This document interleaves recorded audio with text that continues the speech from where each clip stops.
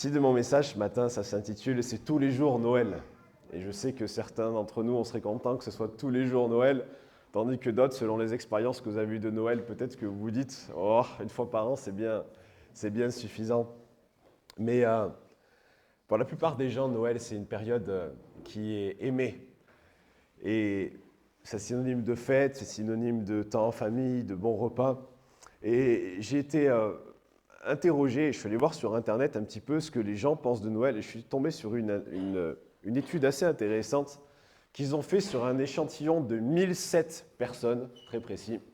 Et ils avaient mis une liste avec différents mots, avec par exemple fête, repas, célébration, corvée, religion. Et ils avaient mis plusieurs mots comme ça, et ils ont interrogé les gens dans la rue, pourquoi Noël rimait pour eux. Et ce qui est très intéressant, c'est que sur ces 1007 personnes, seulement 15%, et c'est en France que ça s'est passé, seulement 15% des Français, pour eux, Noël, ça rime avec religion. Et le seul pourcentage plus bas que ça, c'était le mot corvée. Et on réalise au travers de ça, et quand vous discutez un peu avec les gens, qu'en fait, Noël est vraiment dénaturé de son origine. Même si, et je pourrais vous faire tout un enseignement très intéressant là-dessus, Jésus n'est pas né un 25 décembre. Et il y a beaucoup de choses qui ont été ajoutées par la suite qui n'ont absolument rien de biblique, mais passons. Mais quoi qu'il en soit, il y a quand même une origine religieuse. On célèbre la naissance de Jésus. Et c'est très intéressant parce qu'il y a les équipes de connexion là, qui sont allées dans la rue. Et je me souviens qu'ils ont même rencontré des jeunes en disant « Mais Noël, c'est quoi pour vous ?» Et ils ont parlé de Jésus. Il y a même des jeunes qui leur ont dit « C'est qui Jésus ?» Je ne sais pas si on réalise un peu le pays dans lequel nous vivons, où dans chaque village, il y a une église. Mais aujourd'hui, il y a des jeunes générations qui disent en fait, c'est qui Jésus ?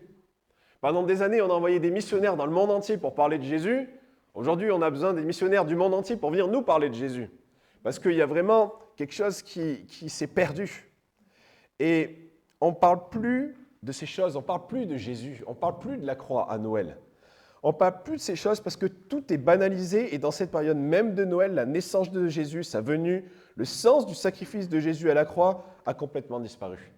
Et là, je me suis posé d'autres questions et je suis tombé là aussi sur un autre sondage qui a été fait par l'INSEE en 2020. Est-ce que vous savez aujourd'hui qu'il y a 52% de la population, à savoir une personne sur deux dans ce pays qui se dit athée ? L'athéisme est une religion, soit dit en passant. Il croit dans le fait de ne rien croire, mais c'est une croyance. Une personne sur deux ne croit en rien. Alors on pourrait se dire, c'est génial, il reste quand même un bon 48%. Mais sur ce bon 48%, écoutez bien, il y en a 29% qui se déclarent catholiques, 10% musulmans et 9% autres chrétiens. Autres chrétiens, c'est nous, d'accord ? Et là, on pourrait se dire, mais c'est quand même chouette. Sauf que ça, c'est les gens qui disent qu'ils ont une religion. Vous savez, par exemple, des fois, vous parlez avec des gens, ils disent « Mais dans ma famille, on est catholique de père en fils. » Bon, c'est une religion, mais ce n'est pas pour autant qu'ils vivent leur religion. Et on se rend compte, écoutez bien, suivez-moi, que sur les 29% de catholiques, seulement 15% d'entre eux vivent leur foi, et pour la catégorie autres chrétiens, seulement 30% des 9% vivent leur foi. Ce qui nous laisse un 24% de gens croyants et qui pratiquent leur foi dans notre nation. Et quand on réalise ça, en fait, on comprend mieux pourquoi il en est ainsi. Et en fait, on comprend mieux pourquoi en fait, Noël, ça n'a plus rien à voir avec Jésus. On comprend mieux pourquoi il ne faut plus de crèche. Et on comprend mieux pourquoi en fait, la société va dans le sens dans lequel elle va. Et on se rend compte qu'en fait, la représentation de Jésus, de qui est Jésus, a complètement disparu et disparaît de plus en plus dans notre société, où ça devient vraiment quelque chose qui est une banalité. Où en fait, ces choses-là, on n'en veut plus et surtout, on aimerait que ça disparaisse.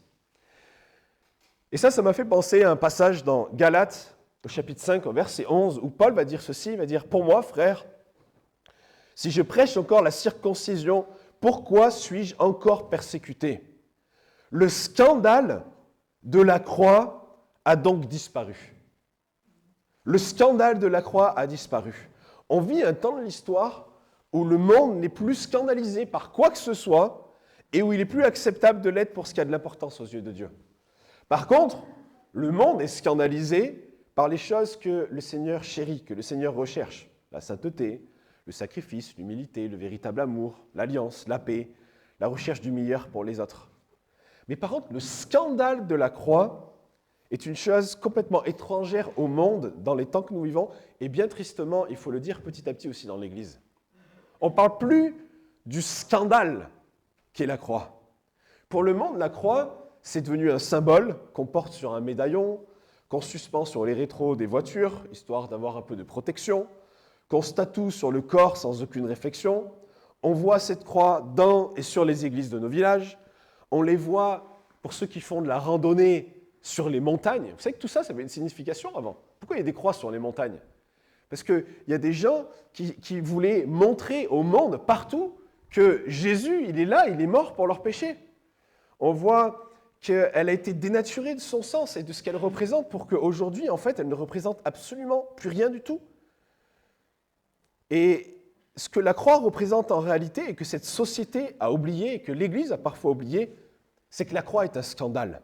Elle est un scandale parce qu'elle est un lieu où Jésus a été rejeté, a été humilié, où il est devenu une pierre d'achoppement, c'est-à-dire une pierre sur laquelle les gens trébuchent, et un scandale pour les hommes.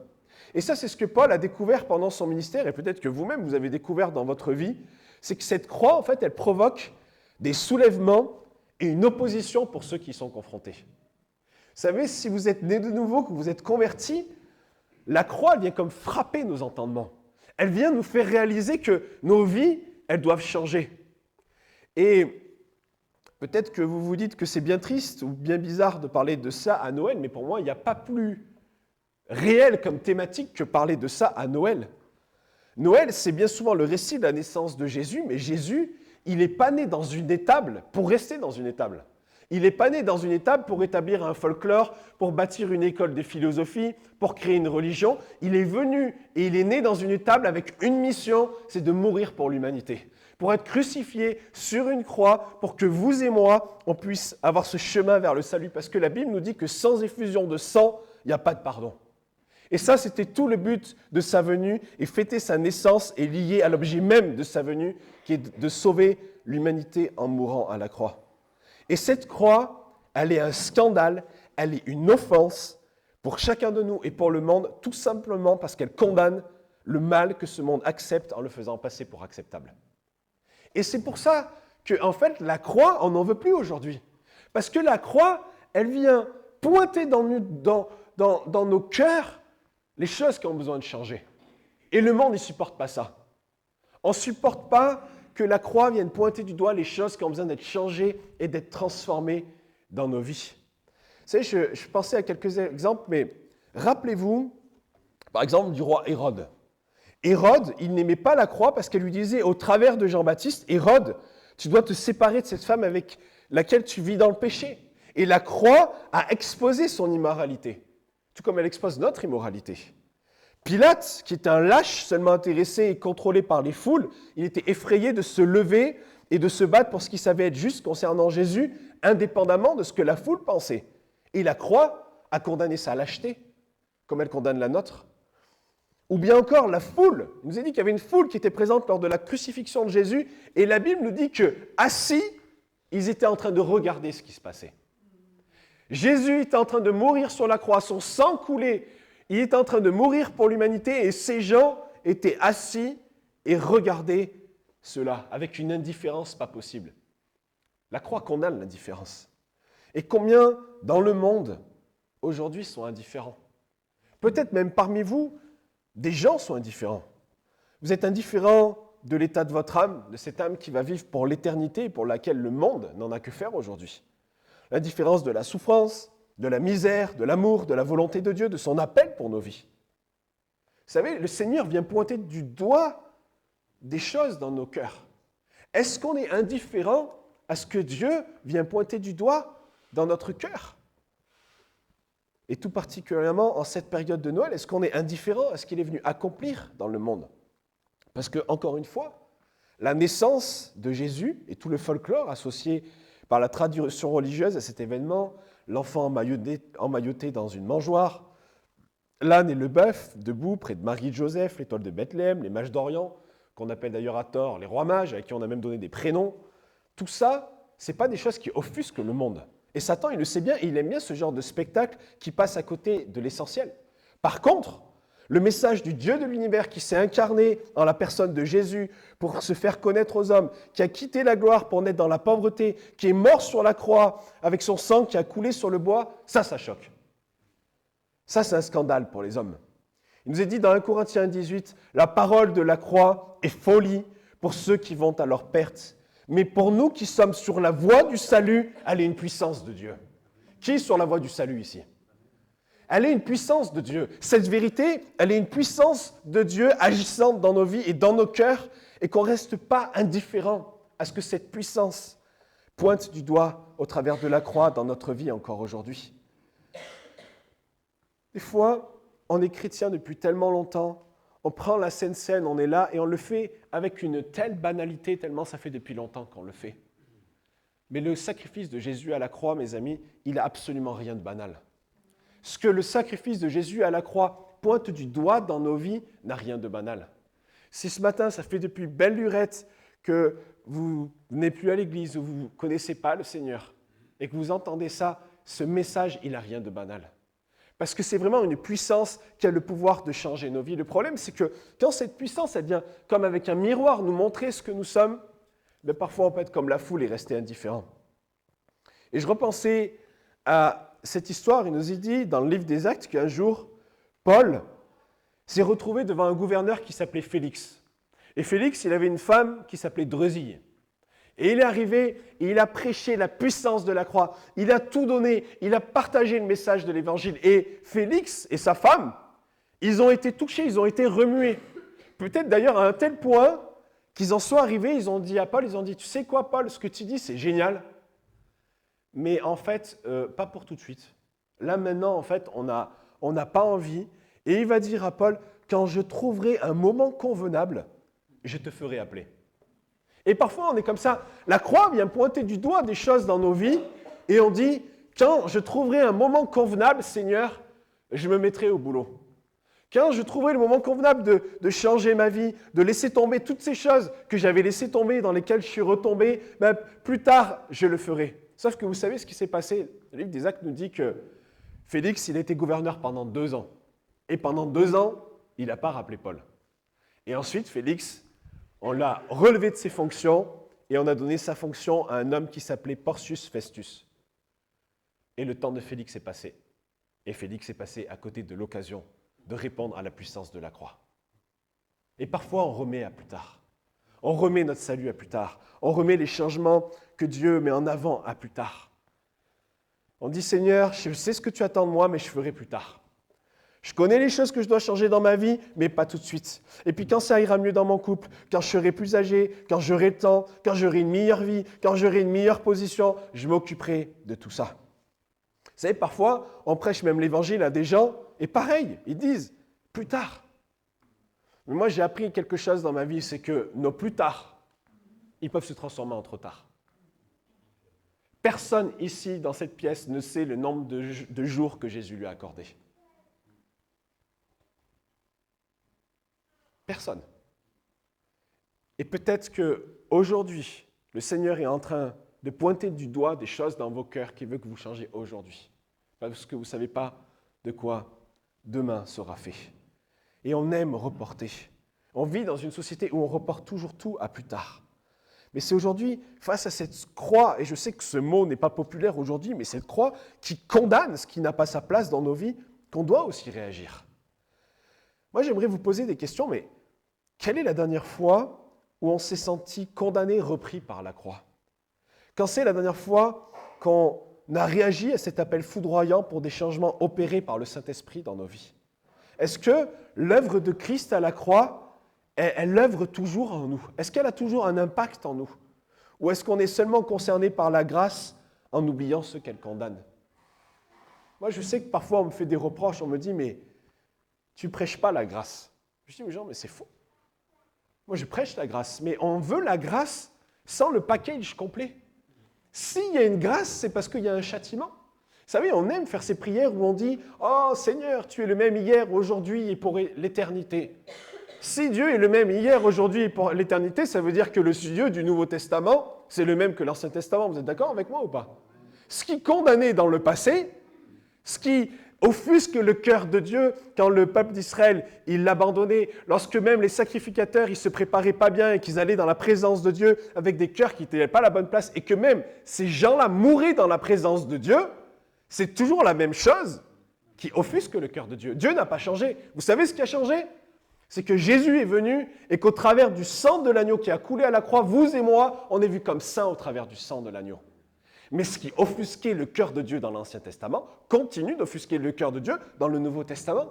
Il n'y a pas deux dieux, il n'y a pas deux grâces. C'est le même Dieu. Il est le même.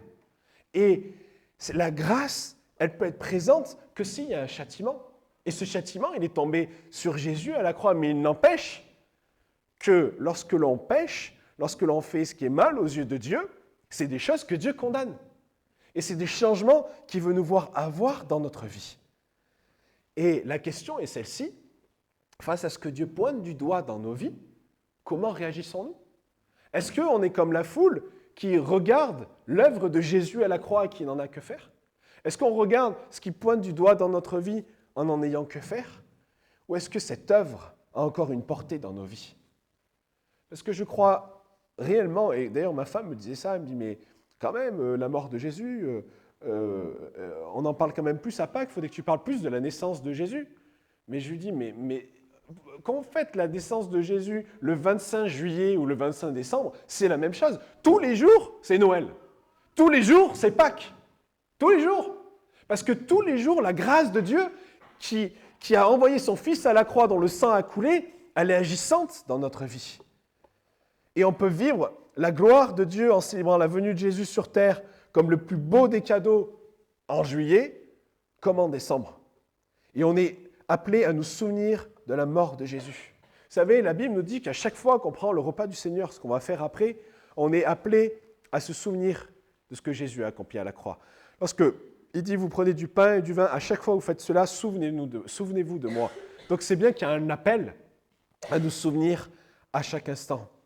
Et dans cette période de Noël, dans cette période de décembre, plus qu'un petit Jésus dans une mangeoire, c'est un Jésus triomphant qu'on célèbre, qui a changé nos vies, qui a changé nos cœurs et par lequel un chemin a été tracé. On connaît tous ce verset, mais est-ce qu'on réalise la portée dans Jean 3,16, où il dit « Car Dieu a tant aimé le monde ». Imaginez ça.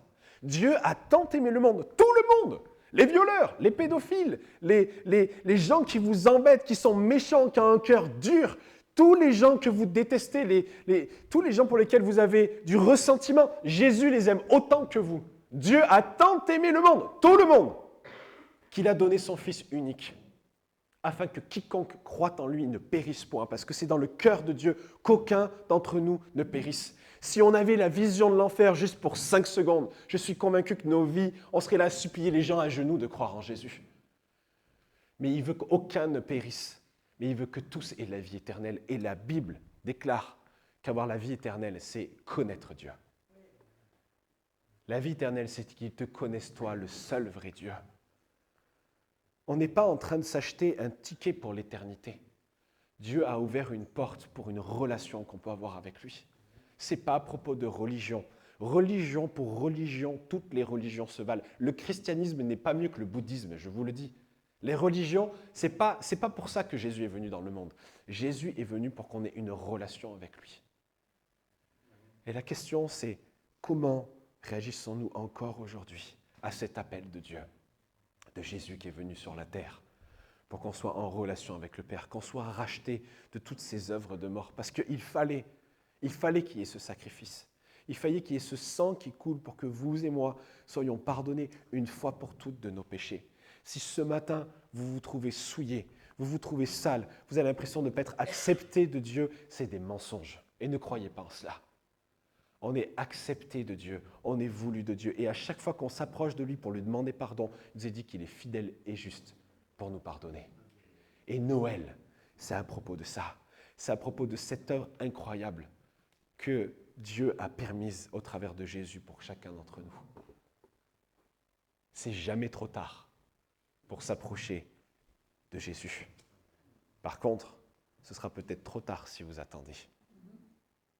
C'est pour ça qu'il dit si vous entendez aujourd'hui sa parole, n'endurcissez pas vos cœurs. Et je ne sais pas ce que le Saint-Esprit va pointer dans un instant du doigt dans vos cœurs, parce qu'on va prendre un temps de prière et on va prendre ce repas.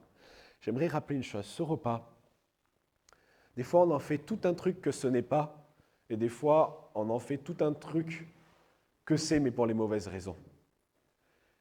Quand on prend le repas du Seigneur, il ne faut pas avoir un bac plus 12 en vie chrétienne. C'est à propos d'hommes et de femmes que nous sommes, qui croyons dans l'œuvre que Jésus a accomplie à la croix. Et lorsqu'on prend le repas du Seigneur, 1, on se souvient de ce qu'il a accompli pour nous. 2, on se rappelle qu'un jour, il reviendra nous chercher. Et 3, c'est un temps, surtout dans lequel on peut venir et lui demander pardon. Il n'y a pas besoin d'être baptisé, il n'y a pas besoin d'être, je ne sais pas, super spirituel.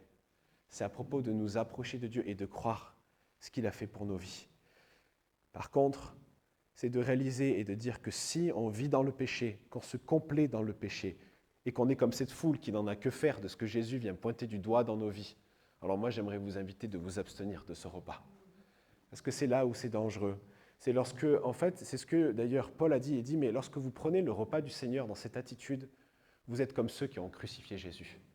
C'est-à-dire qu'en fait, on sait ce qu'il a accompli, mais on n'en a que faire, et on se dit, ah mais c'est pas grave, il pardonnera.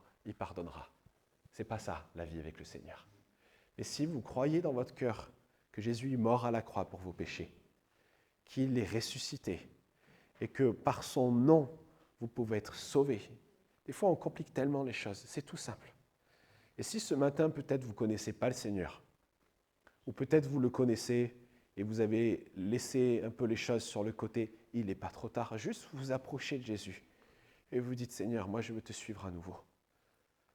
Et on va vraiment prier maintenant ensemble que cette œuvre de la croix, parce que le Saint-Esprit le fait si bien, vienne pointer dans nos vies ce qui a besoin de changer.